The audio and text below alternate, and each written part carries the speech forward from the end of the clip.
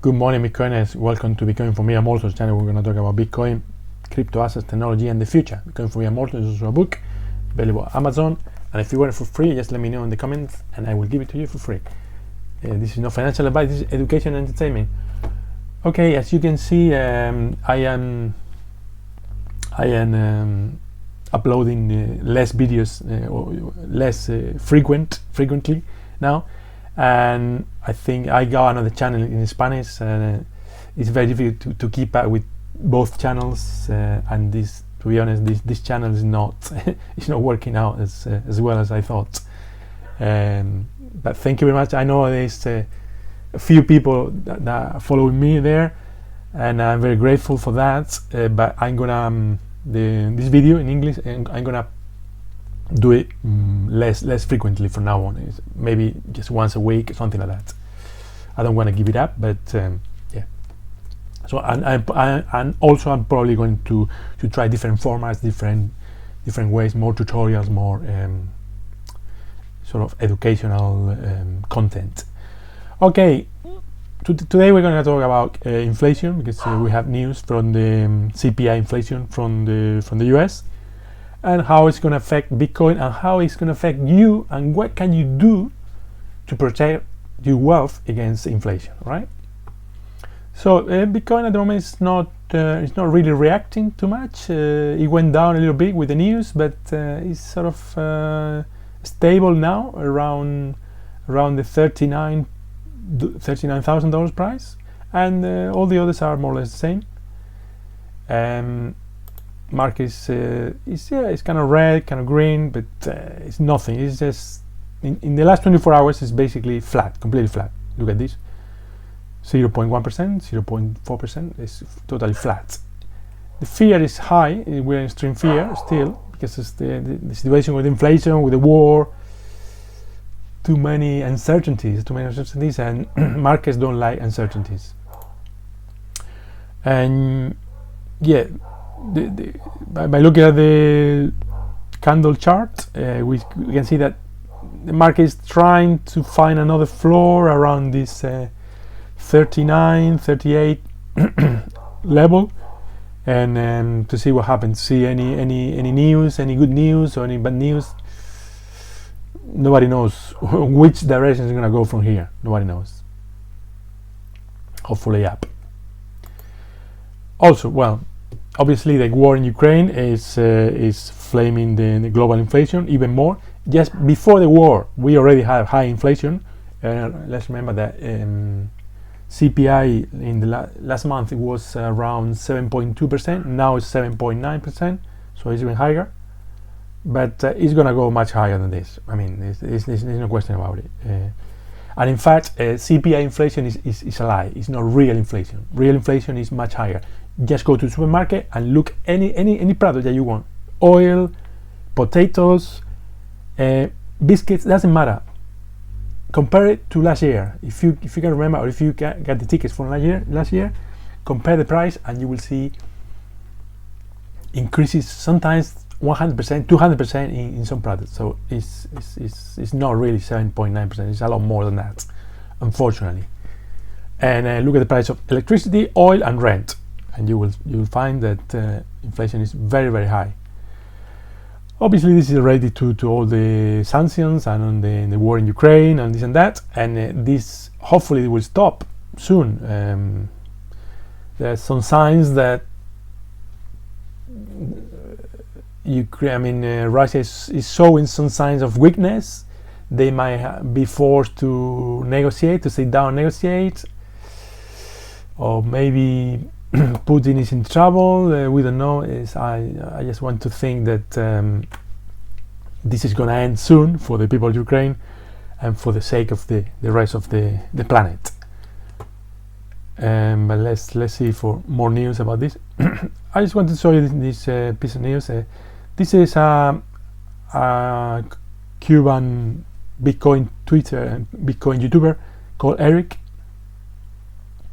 He's been trying to open a bank account with 60 different banks all over the world, and he was refused because of his nationality. And with Bitcoin, he's not refused. This shows that Bitcoin is the only asset, the only kind of bank, if you like, that is nobody can. You don't need permission. Basically, you don't need permission to open an account with Bitcoin. And this is very important when in a world where there's wars, there's sanctions, the countries can block each other. Like Russia is now out of the SWIFT system, or Ukraine, the currency is not working anymore. The banking system is not working. So having something neutral, having something censorship resistant like Bitcoin is very important and very useful in these times. And now I want to show you this model about Bitcoin. It's basically showing that this model is taking into account that at least $200 trillion will eventually go into Bitcoin. So right now, this is the price. We've gone from 0 to 40,000 already. We are here, and the curve is parabolic, and it's gonna go up, keep going up to 100, 300k, 400k, and eventually it's gonna reach, according to this model, it's gonna reach 10 million per Bitcoin. So, and this is because the supply, which is this curve here, the supply is shrinking. It's going down. Every halving is being cut in half. So next halvings will be in 2024, and according to the supply and demand, when you cut down the supply and the demand stays the same or even grows, price goes up. So, and this is the adoption curve. This is quite important also to keep into account. Let's see that at the beginning of any technology, like the internet or mobile phones or whatever, the first people to adopt a new technology is a very tiny minority. It's the people that are curious about it or speculators. But now we are already in this phase. We have the these two I just mentioned, and also you have people that are trying to protect themselves from the debasement of the currency. For example, the debasement of your fiat money in whatever country you live. Also, you have people that have so far they only hold gold or silver, and now they are selling part of this gold or silver to buy Bitcoin because they think Bitcoin is the future. So right now we are in this phase of this adoption group.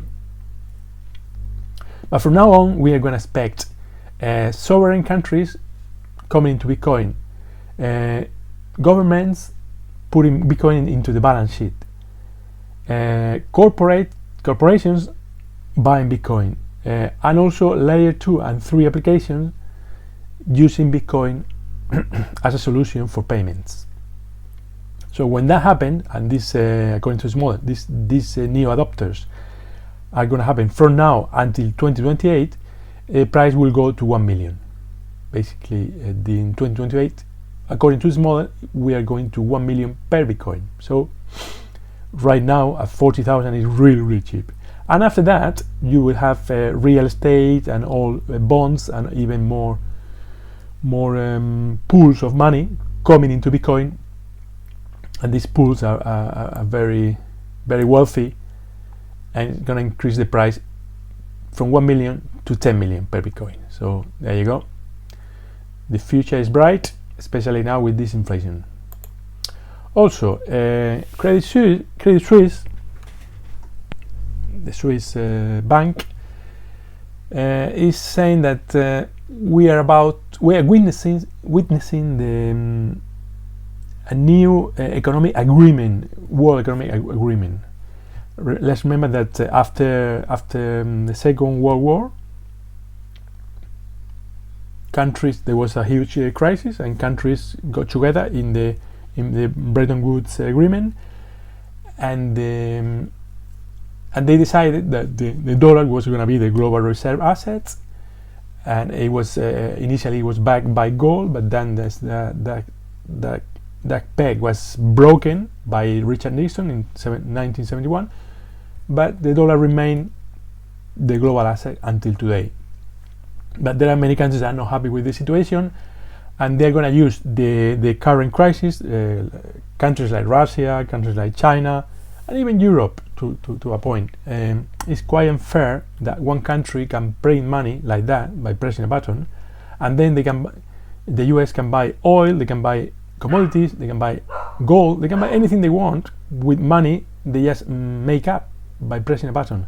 It's very unfair because the rest of the world have to work really, really hard to buy dollars and to be able to buy all these commodities.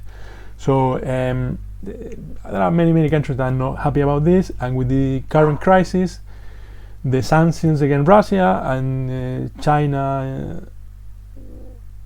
worrying about, because let's remember that because the dollar is the global assets, most countries have part of their reserve, part of the global reserves are in dollars, and that means that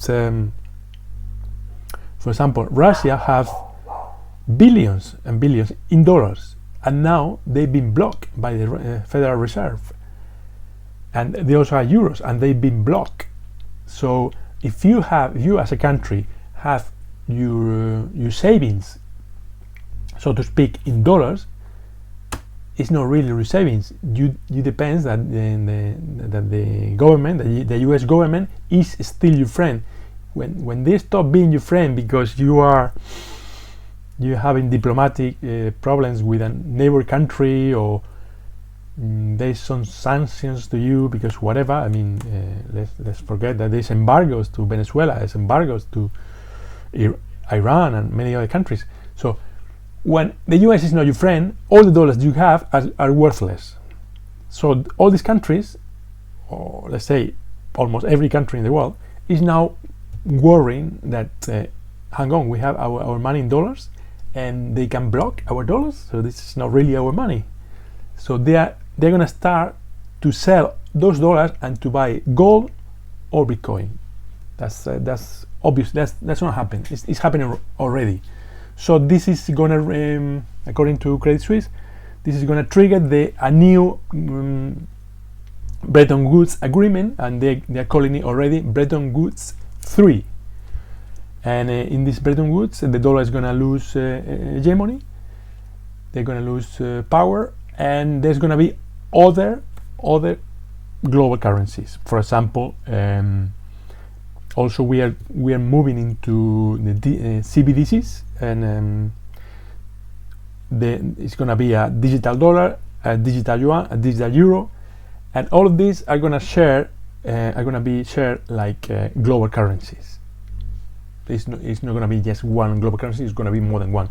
But Bitcoin is going to be very important here because it's going to act like a reserve asset. It's going to be any country that wants to have credibility now, they need to invest either in gold or in Bitcoin, because these are the only two assets that cannot be manipulated and cannot be printed at will, and really are scarce. Although Bitcoin is even more scarce than gold, as we're going to see in a minute.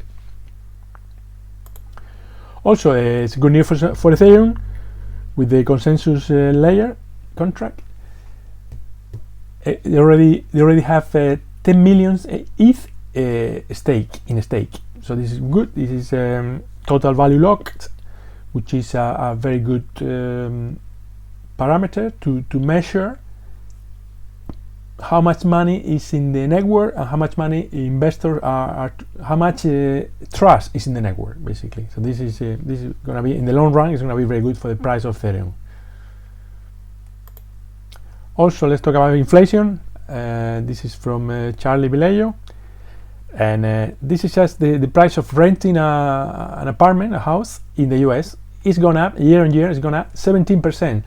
So this means that the inflation they are saying that is 7.9% is not true. CPI inflation is not real. The real inflation, you have to look at the rent, you have to look at electricity, petrol, and the food that you buy every day to eat. And look at that. This is all commodities. Oil is up 71%, gas 72%, uranium 95%, nickel is 200%, cotton 33%. So everything here is spiking out of control. And so the 7.9% is just a lie. It's not really true. Unfortunately, we are in inflation. Real inflation is, most experts now reckon we are around 21% inflation. Also, this is Michael Saylor saying that the real protection against inflation is Bitcoin more than gold, because it's the only commodity that is really scarce. Let's say that gold is scarce, and they are only able to extract like 2% of gold every year from mines, but this is at current prices. If gold goes up, it would be profitable to mine more, and we will see stock to flow ratios going up from 2% to 4% to 6%, because gold has an elastic supply like aluminium, like copper, like any commodity, like oil. The higher the price, the more profitable it is to search for new mines, for new places to find the commodity. But this is not true with Bitcoin. It doesn't matter if the price goes up to 100,000 or to 1 million. You cannot mine more Bitcoin. It's only 900 Bitcoins a day. It's a fixed supply, and it will go down every 4 years. In 2024, it will go down from 900 to 450, and then 2028, 2025. So it's the only really scarce supply. And when you have something that is really scarce, really immutable, and with an inelastic supply, a price is bound to go to the roof. We could easily, like we see in the model that I showed you, we could easily reach where is it? Here. We could easily go to 10 million per Bitcoin in a few years, in 10 years or so. So there you go. And just to finish off, the joke of the day, the meme: when you get an annual raise and your salary goes 1.1%, but inflation is 21%, you are taking a 20% pay cut. So there you go. You are not getting any pay raise this year. You are taking a pay cut. Your purchasing power is going down and down and down.